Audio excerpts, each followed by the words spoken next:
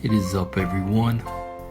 This is Captain Eon speaking, with the hopes, as always, that by exercising this privilege of being able to walk with Him and learn of Him and sharing about it, that it would ultimately lead to the edification of the body of Christ.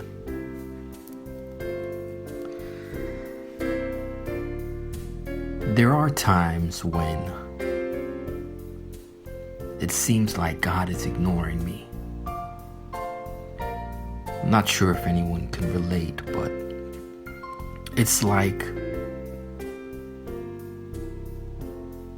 my prayers are not getting through, like I'm missing something. And to be honest with you, I have heard this same sentiment within the body. So I really just figured, hey, the consensus is that's just how it goes sometimes. And I accepted that. I equated it to a teacher-student scenario, in that, while you're learning the material, and this was like the exact analogy I used, that God doesn't just give us pop quizzes. Again, this is my feelings, my thoughts prior. Because He's good and He's loving, He prepares us first. He gives us the lessons, the study material, and it's our responsibility to study and to practice the lessons.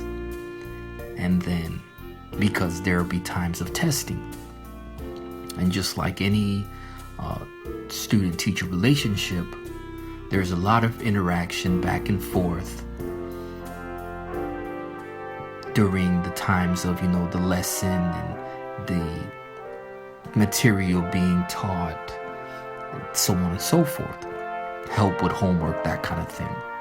But then when test time comes, it's too late to ask questions. The teacher doesn't answer those points because you're taking a test. So I equated all this to, these times in my life, in the Christian walk, that I found out were shared by all,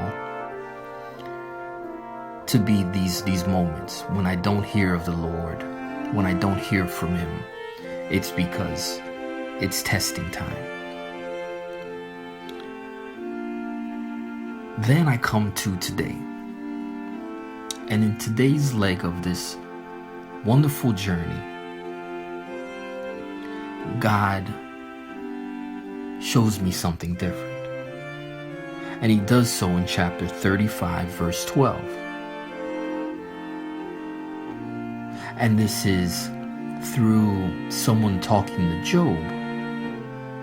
And I believe the question is posed. I'm not sure if this is cynicism, but either way, it is said that something to the effect of,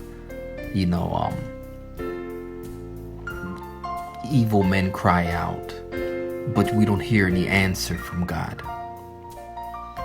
Well, it says they cry out. God doesn't answer because of the pride of evil men. That's basically the idea of what that verse says. And so when I saw this, I began reflecting back to myself and saying, well, Lord, okay, is that really the reason why these moments occur? Because I have realized, for me, that I find myself at times, and it's very easy to get to these places where, like, everything about me is saying, I'm on the right track. I'm doing what I'm supposed to do. I'm where I'm supposed to be. only to realize that it's the opposite. And so this was speaking to me here and kind of really changing my perspective, saying, you know what, hold on.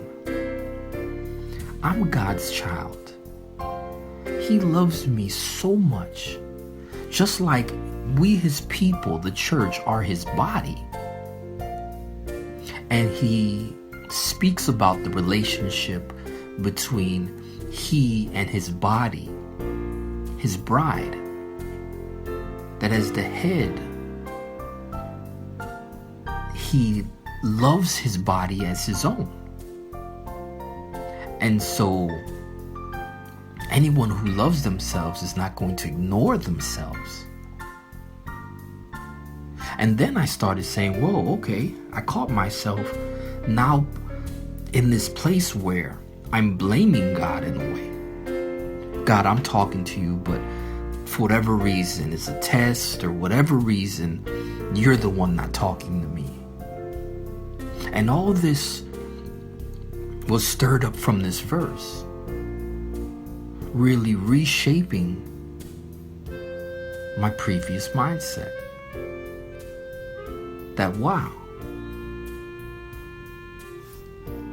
remember, there is no lack in God.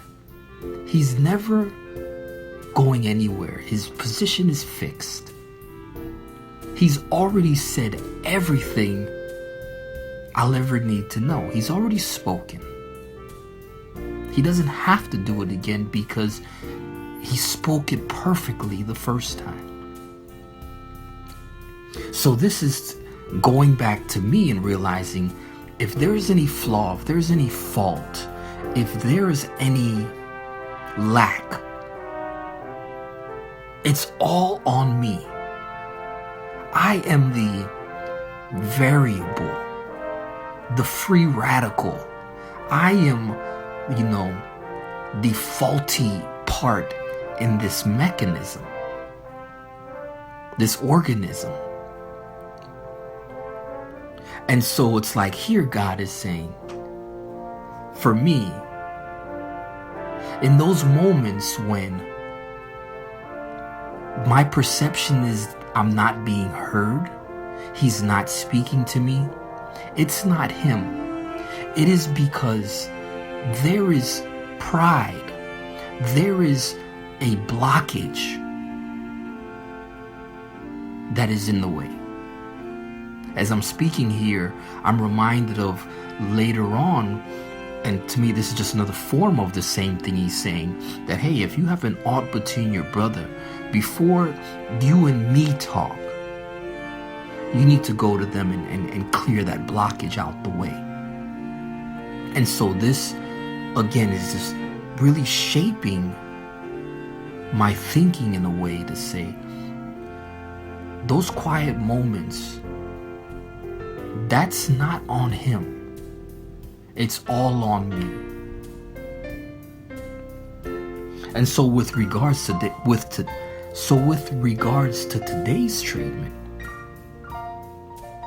I've become more aware of really what and why I'm saying what I'm saying to God.